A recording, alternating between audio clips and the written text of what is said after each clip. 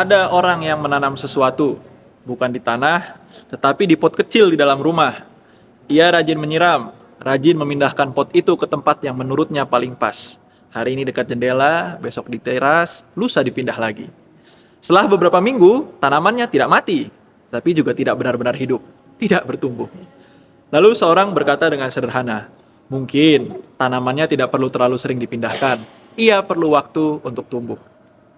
Saudara-saudari yang terkasih, ilustrasi sederhana ini rasanya cukup dekat dengan hidup iman kita. Dalam bacaan pertama, Daud punya niat yang kelihatannya sangat rohani. Ia ingin membangun rumah bagi Tuhan. Allah tinggal di kemah, Daud tinggal di istana. Ada rasa tidak enak, ada inisiatif yang baik. Namun, justru di titik itu, Allah membalik logika manusia. Tuhan berkata kurang lebih begini, bukan engkau yang membangun rumah bagiku, akulah yang akan membangun rumah bagimu. Allah berinisiatif, bukan manusia. Daud ingin berbuat sesuatu bagi Allah, tetapi Allah lebih dulu bertindak, lebih dulu menjanjikan, lebih dulu bekerja dalam sejarah.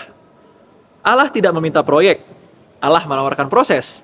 Sebuah janji yang tidak instan, tetapi perlahan tumbuh. Logika yang sama kita temukan dalam bacaan kedua, perumpamaan tentang penabur. Sang penabur menabur benih kemana-mana, ke tanah berbatu, ke semak berduri, ke pinggir jalan, dan ke tanah yang baik. Yang menarik, Yesus tidak terlalu sibuk menjelaskan teknik menabur. Fokusnya bukan kepada kepiawaian penabur, melainkan pada misteri pertumbuhan. Benih itu kecil, diam, tidak spektakuler, tetapi di dalamnya ada daya hidup. Ia tumbuh atau tidak, tergantung pada kesiapan tanah. Disinilah kita diajak masuk lebih dalam. Dalam iman, seringkali kita ingin hasil cepat, iman yang langsung kuat, doa yang langsung dijawab, hidup rohani yang langsung stabil. Kita ingin iman seperti bangunan jadi, padahal Allah bekerja seperti benih. Diam-diam, perlahan, dan seringkali tidak sesuai ekspektasi kita. Allah berinisiatif menabur, manusia dipanggil menyediakan ruang agar benih itu tumbuh. Secara nyata, ini menyentuh pertanyaan mendasar kita. Apakah hidup ini sesuatu yang harus terus saya kendalikan, atau sesuatu yang harus saya terima dan rawat? Daud belajar bahwa hidupnya bukan proyek pribadinya sendiri.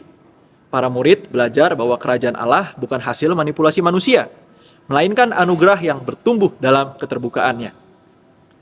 Maka pertanyaannya bukan pertama-tama apa yang sudah saya lakukan bagi Tuhan, melainkan apakah saya memberi ruang agar karya Allah bisa tumbuh dalam hidup saya.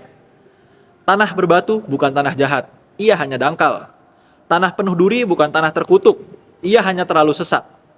Banyak dari kita bukan menolak Tuhan, kita hanya terlalu penuh agenda, penuh kecemasan, penuh keinginan untuk mengatur segalanya sendiri. Akibatnya, benih tidak mati, tetapi juga tidak tumbuh.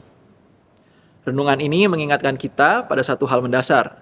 Iman bukan soal kecepatan, melainkan kesetiaan pada proses. Allah setia pada janjinya, Allah setia menabur, Allah setia menunggu pertumbuhan. Tugas kita sederhana, tetapi tidak mudah. Tinggal, bertahan, membuka diri, dan memberi waktu. Karena yang membuat iman tumbuh bukan usaha keras kita semata, melainkan kesediaan kita untuk tidak terus-menerus memindahkan pot. Maka esok hari, tanpa gegap gempita, kita diundang untuk berkata dalam hati, Tuhan, tanamkanlah sabdamu. Aku tidak ingin hasil yang cepat, aku hanya ingin bertumbuh. Karena disitulah Allah bekerja. Di sana iman tumbuh. Tuhan memberkati.